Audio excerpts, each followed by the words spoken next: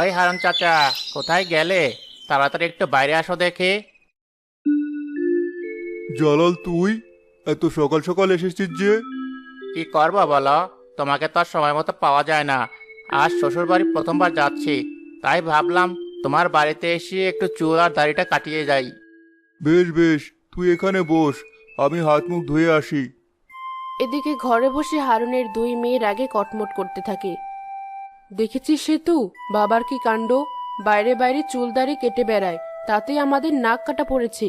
আর এখন কিনা বাড়িতেও এসব হচ্ছে। তা যা বলেছ আপু, বাবার এসব দেখলে আমারও গা জ্বলে যায়। এসব তোমরা কি বলছো? ভুলে যেও না, বাবা কিন্তু এই চুলদাড়ি কেটে আমাদের এত বড় করেছে। আরে রাখতো এসব। মানুষের দিন দিন উন্নতি হয়, আর আমাদের বাবা দিন দিন আরো নিচে নামছে। এভাবে বলো না বড় আপু, বাবা শুনতে পেলে কষ্ট পাবে। ঢং দেখে বাঁচি না। তোর যখন বাবার জন্য এতই দরদ, তা বাবাকে অন্য কোনো কাজ করতে বল। দেখো আপু, বাবার এখন বয়স হয়েছে, বাবা এই বয়সে নতুন কি কাজ করবে? তাছাড়া আমরা তো বড় হয়েছি, এবার উচিত আমাদেরকে বাবার দেখাশোনা করা। আমাদের বয়ে গেছে, বিয়ে করে আমরা তো দূরেই চলে যাব, আমরা কেন কাজ করতে যাব? ঠিক বলেছ আপু, ওর যখন এতই দরদ, ওই থাকুক বাবার সাথে।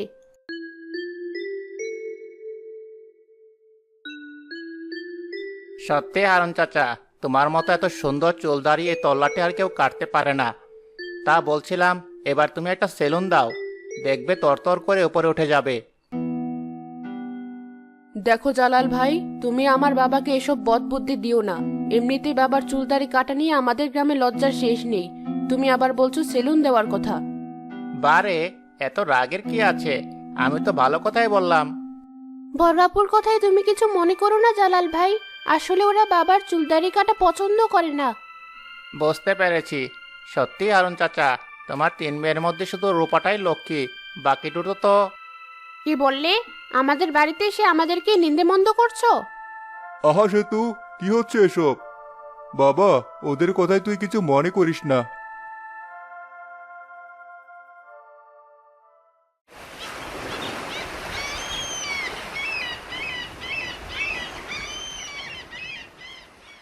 এসো বাবা, তোমার সকালের নাস্তা তৈরি হয়ে গেছে, খেয়ে তারপরে বাজারে যাবে। হ্যাঁ মা, খুব খিদে পেয়েছে।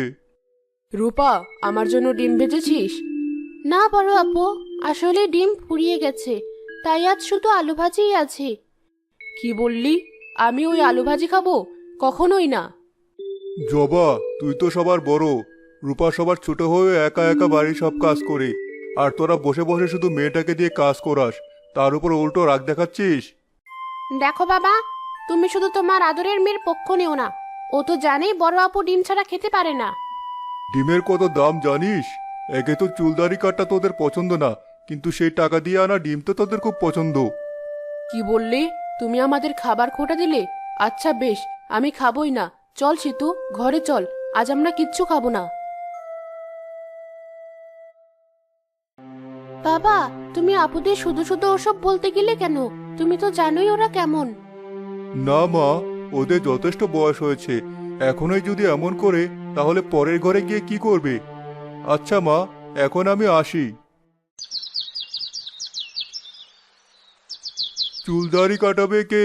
এসো এসো, তাড়াতাড়ি এসো। আরে হারুন ভাই, কেমন আছেন? হ্যাঁ ভাই, ভালো আছি। আপনি কেমন আছেন? আছে ভাই, চলছে কোনো মতো। আপনার মেয়েরা কেমন আছে? কতদিন হয়ে গেল আপনার সাথে দেখা নেই। আছে ওদের মতোই। সবই তো বুঝলাম, তবে এবার তো ওদের বিয়ের ব্যবস্থা করা দরকার। হ্যাঁ ভাই, তা তো দরকারই, কিন্তু ছেলে পাবো কোথায়? আমি গরিব মানুষ, আমার মেয়েদের বিয়ে করবে এমন ছেলে পাওয়াই তো মুশকিল। কি যে বলেন ভাই, গরিবের মেয়েদের বুঝি বিয়ে হয় না? আচ্ছা বেশ, আমি দেখছি, যদি ভালো ছেলে সন্ধান পাই তাহলে আপনাকে খবর পাঠাবো। সত্যি ভাই? তাহলে তো আমার খুব উপকার হয়। তিন তিনটে মেয়ে আমার, একটাকেও যদি বিয়ে দিতে পারি তাহলে আমার মাথা অনেকটা হালকা হয়। একদম চিন্তা করবেন না হারুন ভাই, ব্যাপারটা আমি দেখছি। এবার আসি তাহলে, ওদিকে অনেক কাজ পড়ে আছে। আচ্ছা ভাই, আমিও যাই।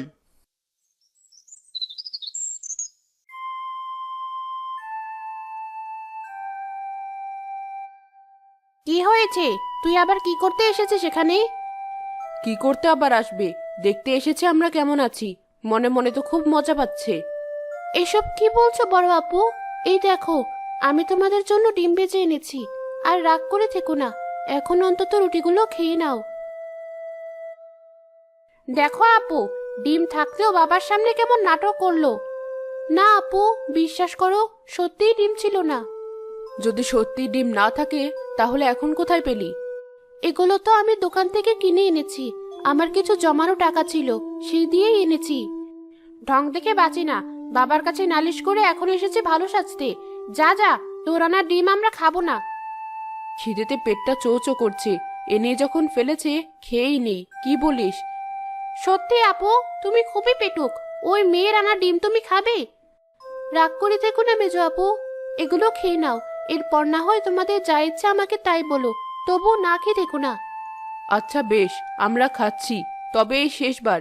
এরপর যদি তুই আমাদের সাথে কোনো কিছু করিস তাহলে কিন্তু আচ্ছা শিক্ষা দেব। আচ্ছা তাই হবে, এবার খেয়ে নাও। ওদিকে আমার অনেক কাজ পড়ে আছে। আবার কাজের কোটা দিচ্ছি? এই বাড়িতে কি এমন কাজ শুনি? আরে না, আমি তোমাদেরকে কাজের কোটা দিচ্ছি না, কাজ পড়ে আছে তাই বলছি।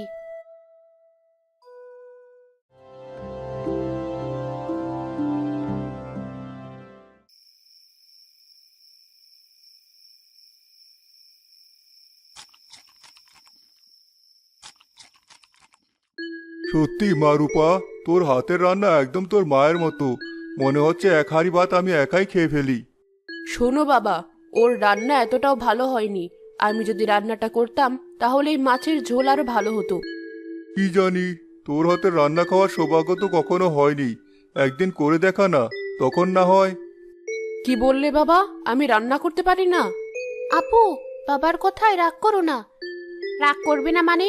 সারাক্ষণ বাবার সব প্রশংসা নিজে নেওয়ার ধান্দা, তাই না? আমি আবার সেই কথা কখন বললাম? আচ্ছা বেশ, কালে আমি রান্না করে দেখাবো। কাল তো রান্নাঘরে ঢোকা একদম মানা। হ্যাঁ আপু, বলা তো যায় না, শেষে রান্নাঘরে ঢুকে উল্টোপাল্টা কিছু করে তোমার রান্নাটাই নষ্ট করে দেবে। ঠিক বলেছিস। আহ, আহ, আহ, আহ। ঠিকই তো বলেছে ওরা। শোন মা, কাল তুই একটু বিশ্রাম কর। ওরা যখন রাত্রেই চাচ্ছে, এমন সুযোগ তো আর রোজ রোজ আসবে না। কিন্তু বাবা, অত কিন্তু কিন্তু করছিস কেন? কি ভেবেছিস আমি রাতে পারবো না? কালই টের পাবি, এমন রান্না করব একদম চেটেপুটে খাবি।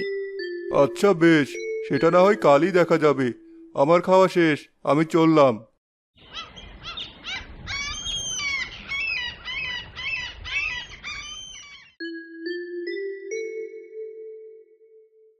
আমি চললাম মা রূপা, ওদিকে একটু খেয়াল রাখিস। আচ্ছা বাবা, তুমি মোটেও চিন্তা করো না। শোনো বাবা, সারাক্ষণ শুধু ছোট মেয়ের পক্ষ নিও না। সবার মাথার চুল কাটতে কাটতে নিজের মাথার বুদ্ধিটা তো হালকা করে ফেলেছো। ছি ছি বড় আপু, এ তুমি কি বলছো? একে তো বলেছে, তুই তো বাবাকে তেল দিয়েই কথা বলবি। বাবা যে সারাক্ষণ তোরই পক্ষ নেয়। আহা, যাওয়ার সময় তোদের অশান্তি দেখতে হবে নাকি? আচ্ছা, আমি যাচ্ছি।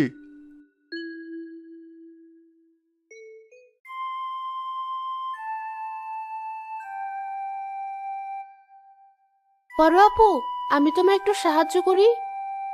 ওই দেখো আপু, কাটা ঘায়ে নুনের ছিটে দিতে এসেছে। কেন, সব কাজ কি তুই একাই পারিস? সে কথা কখন বললাম? তোমরা তো অনেকদিন সেভাবে রান্নাঘরে আসো না, কোথায় কি আছে সেটাও তো ভালো করে জানো না, তাই বলছিলাম। কি বললি? তুই আবারও বললি যে আমরা বাড়িতে কোনো কাজ করি না? যা যা এখান থেকে, আমি এখন রান্না করব, আমার আশেপাশেও আসবি না। ঠিক বলেছ বড় আপু, তাছাড়া আমি তো আছি। আপুর কোনো সাহায্য প্রয়োজন হলে আমিই করব, তুই যা। আচ্ছা ঠিক আছে, আমি ঘরে যাচ্ছি। তবুও যদি তোমাদের আমাকে প্রয়োজন হয় তাহলে ডেকো। দেখলে তো বড় আপু, কেমন নাটক করলো। ঢং দেখে গা জ্বলে যায়। তা যা বলেছিস, কিন্তু সত্যিই তো, কোথায় যে কি আছে কিছু তো বুঝতে পারছি না। তুমি চিন্তা করো না, আমি দেখছি। হারুন বাজারে গিয়ে বসতে সেখানে এক লোক আসে। এই যে নাপিত কাকা, আমার চুলটা একটু কেটে দাও দেখি। বসেন বাবা, এই টুলটাতে বসেন। আমি এখনই আপনার চুল কেটে দিচ্ছি।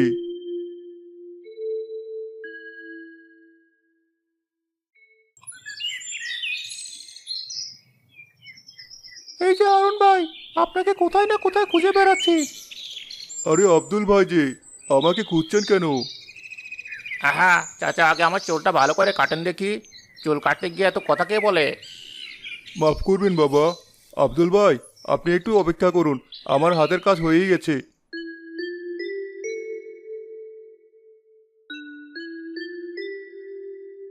হারুন চুল কাটা শেষ করলে লোকটা টাকা দিয়ে চলে যায়। এবার বলুন আব্দুল ভাই, কি হয়েছে? আরে ভাই, মিষ্টি খাওয়ান, কাজ তো হয়ে গেছে। কাজ হয়ে গেছে? কি কাজ হয়ে গেছে? আপনার মেয়ের জন্য একটা ছেলের সন্ধান পেয়েছি।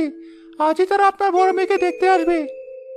বলেন কি ভাই, বড় উপকার করলেন। বিয়েটা যদি ঠিক হয়ে যায় তাহলে আমার অনেক চিন্তা কমে যাবে। আচ্ছা ভাই, তাহলে আপনি মেয়ে দেখার ব্যবস্থা করেন। আমি আজ বিকেলে ছেলে আর তার বাবাকে নিয়ে আসার ব্যবস্থা করছি। সেতু, তাড়াতাড়ি সবজিগুলো কাট, নইলে তো বাবা চলে আসবে, রান্নাটাও হবে না। আরে বাবা, এর চেয়ে তাড়াতাড়ি আমি পারবো না। এ কি, এসব কি সবজি কেটেছিস? খোসা তো লেগেই আছে। হঠাৎ সবজি কাটতে গিয়ে সেতুর হাত কেটে যায়। ওরে বাবা রে, গেল তো হাতটা কেটে। ধুর, একে তো তোমাকে কাজ করে দিচ্ছি, আর তুমি কিনা উল্টো আমার ভুল ধরছো। আমি আর কিছু করবোই না। করবি না মানে? তুই তো আমাকে উস্কে দিয়ে রূপাকে ঘরে পাঠালি। এখন তুই না কাজ করলে আমি একা একা কি করে রান্না করব? অত শত আমি জানি না। তোমার কাজ করতে গিয়ে আমার হাতই কেটেছে। আমি চললাম। সেতু চলে গেলে জবা একা একা কাজ করতে থাকে। দূর, কেন যে নিজের পায়ে নিজেই কুড়াল মারলাম। এবার যদি রান্নাটা করতে না পারি তাহলে তো মান সম্মান সব চলে যাবে। কি হলো আপু, রান্না হয়েছে? রূপা, আসলে বোন, অনেকদিন তো রান্নার অভ্যেসটা নেই, তাই আসলে। একে বড় আপু, তুমি কড়াইয়ে পানিতে সবজি দিয়েছো কেন? তেল দাওনি? আসলে। বুঝেছি। আচ্ছা বেশ, তোমাকে আর কিছু করতে হবে না। কই রূপা মা, কোথায় গেলি? রান্না বান্নার কি হলো? এই যা, এখন কি হবে? বাবা তো চলে এসেছে। বললাম তো বড় আপু, তুমি একদম চিন্তা করো না। আমি তাড়াতাড়ি কিছু একটা ব্যবস্থা করে ফেলছি। রূপা কাজ করতে শুরু করে। এ কি মা, আলু ভর্তা ডিম ভাজি? কোথায় ভাবলাম আজ জবার হাতে ভালো মন্দ খাবো। বাবা, রোজ রোজ এত ভালো মন্দ খেলে পেটে গড়বড় হবে। কথা না বলে খেয়ে নাও তো। সে না হয় বুঝলাম, তবে এবার তো জবাকে রান্না বান্না শিখতে হবে। কেন? আমাকে কেন রান্না শিখতে হবে? কেন মা, এবার তো শ্বশুর বাড়িতে যাওয়ার পালা। শোন মা রূপা, আজ বিকেলে তোর বড় আপুকে ছেলেপক্ষ দেখতে আসবে। সত্যি বাবা? কি মজা। হ্যাঁ মা, তুই একটু জবাকে সাজিয়ে গুছিয়ে দিস। সাজগোজের ও কি বোঝে? আমি ঠিক আপুকে সাজিয়ে দেব। দেখবে ছেলেপক্ষ বড় আপুকে পছন্দ না করে যাবেই না। আচ্ছা বেশ, তাই করিস। সেদিন বিকেলে ছেলেপক্ষ আসে। জবাকে দেখে তাদের পছন্দ হয়। কি হলো ভাইজান, মেয়ে আপনাদের কেমন লাগলো? মেয়ে তো আমাদের খুব পছন্দ হয়েছে। শোনো ভাই, আমার একটাই ছেলে, ওর বিয়ে আমি খুব ধুমধাম করে দেব। কিন্তু আমার কাছে তো অত টাকা নেই। মা রূপা, মা সেতু, জবাকে ঘরে নিয়ে যা। আচ্ছা বাবা, যাচ্ছি।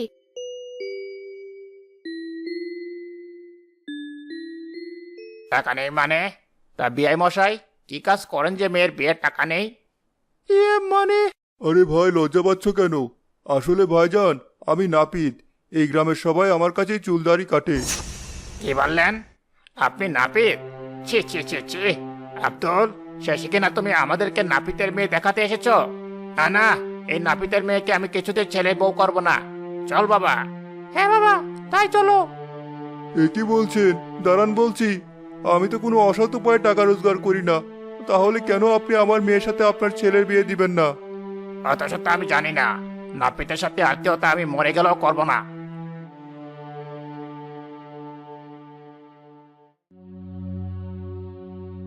দেখেছো তো বাবা, আজ তোমার ওই নাপিতের কাজের জন্যই আমার বিয়েটা ভেঙে গেল। বড় আপু, কি বলছো? তুই চুপ কর। না জানি আর কত অপমানিত হতে হবে আমাদের। এখনো সময় আছে বাবা, এই নাপিতের কাজ তুমি ছেড়ে দাও। জবা আর সেতু রেগে ঘরে চলে যায়। সেই মুহূর্তেই হারুন হঠাৎ অসুস্থ হয়ে যায়। এ কি বাবা, কি হয়েছে তোমার? আমার আমার বুকে খুব ব্যথা করছে রে মা, আমাকে একটু ঘরে নিয়ে যা। হ্যাঁ বাবা, আমি এক্ষুনি তোমাকে ঘরে নিয়ে যাচ্ছি।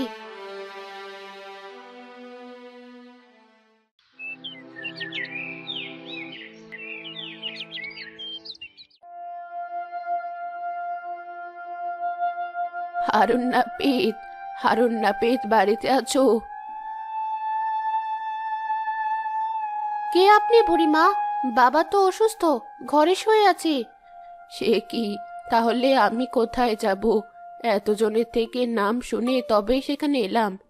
কি কাজ তোমার এখানে? আসলে দেখতেই তো পাচ্ছ আমার কত বড় চুল। এই বয়সে এই চুলের ভারে একদম নড়তে পারি না, তাই ভেবেছিলাম হারুন নাপিতের কাছে এসে চুলটা কাটিয়ে যাব। আমার বাবা কোনো মহিলার চুল কাটে না, তাছাড়া সে চুল কাটা ছেড়ে দেবে। এখন যাও দেখি এখান থেকে। কিন্তু আমাকে যে চুল কাটতেই হবে, এই তো তোমরা নাপিতের 3 মেয়ে, কেউ একজন আমার চুলটা কেটে দাও। কি বললে? আমরা কাটবো তোমার চুল? এই কাজের জন্য আমার বিয়ে ভেঙেছে, এই কাজ আমি মরে গেলেও করব না।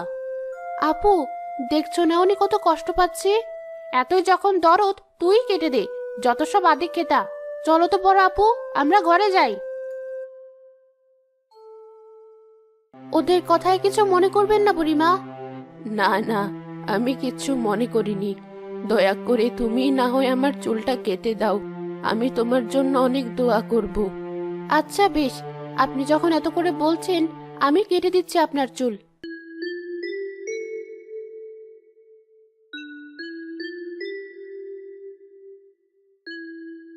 আহ, এতক্ষণ একটু হালকা লাগছে। সত্যি আপনার অনেক বড় চুল, তাহলে এখন এই কাটা চুল আমি কি করব? আসলে আমার কাছে তো পয়সা নেই, এগুলো তুমি তোমার কাছে রেখে দাও। দেখবে এই চুলই তোমার সব কষ্ট দূর করবে।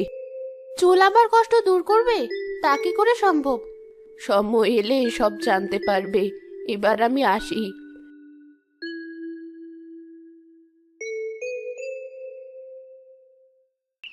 কিরে মা, কে এসেছিল বাইরে?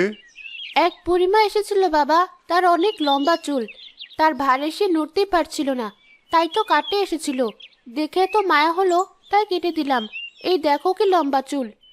রূপা তার বাবাকে কাটা চুলগুলো দেখাতে চারপাশ সোনালি আলোয় ভরে গেল, আর চুলগুলো সোনার চুলে রূপ নিল। এ কি মা, এ তো দেখছি সোনার চুল। আরে তাই তো, কিন্তু তা কি করে সম্ভব? এজন্যই বুড়িমা বলেছিল এই চুলই আমার সব কষ্ট দূর করবে।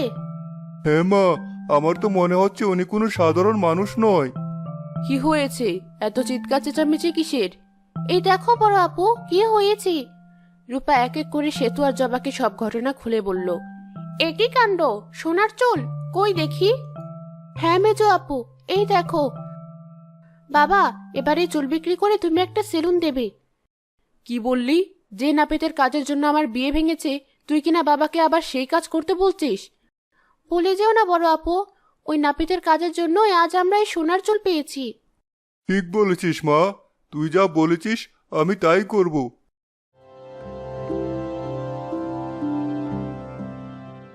সেই রাতে জবা আর সে তো শুয়ে শুয়ে ফোন দিয়ে আটে।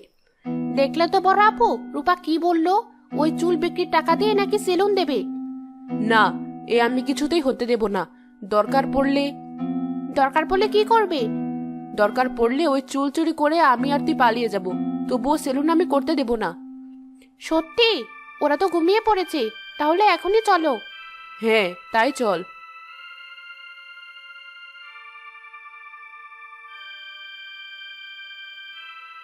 ওই দেখো বড় আপু, ওই বাক্সে চুলগুলো রাখা আছে, বাইরে থেকে কেমন সোনালি আবার বের হচ্ছে।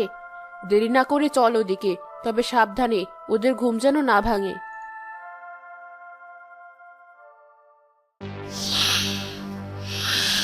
ওরে বাবারে, সাপ সাপ! কে কোথায় আছো? বাঁচাও, বাঁচাও আমাদের! লোভ করে শেষে কিনা সাপের কামড়ে মরতে হবে। সেতু আর জবা চিৎকার শুনে হারুন আর রূপা সেখানে চলে আসে। এ কি বড় আপু, মেজো আপু, তোমরা এই ঘরে? রূপা বাঁচা, বাঁচা আমাদের! আমরা লোভে আর হিংসায় সোনার চুল চুরি করতে চেয়েছিলাম, তাই আমাদের এই দশা। হ্যাঁ রূপা, আমাদের তোরা ক্ষমা করে দে, লোভ করে আমরা এই পাপ করেছি। এবারের মতো আমাদের ক্ষমা করে দে। সেলুন করতে দেব না বলে আজ আমরা এখানে এসেছি। ছি ছি, তোমাদের মন এত ছোট।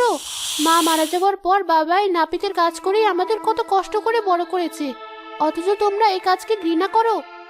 রূপার কথায় সেতু আর জবা নিজেদের ভুল বুঝতে পারে। হ্যাঁ বোন, আমাদেরই ভুল। আমরা আসলে অকৃতজ্ঞ। এই সাপেরা যদি এখন আমায় মেরেও ফেলে, আমি তাও কষ্ট পাবো না। ঠিক বলেছ বড় আপু, এটাই আমাদের শাস্তি। এ কথা বলা মাত্রই সাপগুলো সোনার চুলে পরিবর্তিত হয়ে যায়।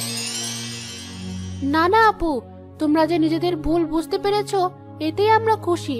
আর এই দেখো, সাপেরাও সোনার চুলে রূপ নিয়েছে, তার মানে ওরাও তোমাদের ক্ষমা করে দিয়েছে। সত্যি বোন, তোর মন অনেক বড়। আজ আমি অনেক খুশি। এতদিন পর আমার 3 মেয়ের মধ্যে আমি মিল দেখছি। এবার আর আমার কোনো দুঃখ নেই। হ্যাঁ বাবা, এবার তুমি চুলগুলো বিক্রি করে একটা সেলুন দাও। আমরা 3 বোন মিলে তোমাকে সাহায্য করব। হ্যাঁ বাবা, নাপিতের মেয়ে হওয়ায় আমার আর কষ্ট নেই, বরং এটাই এখন আমাদের অহংকার।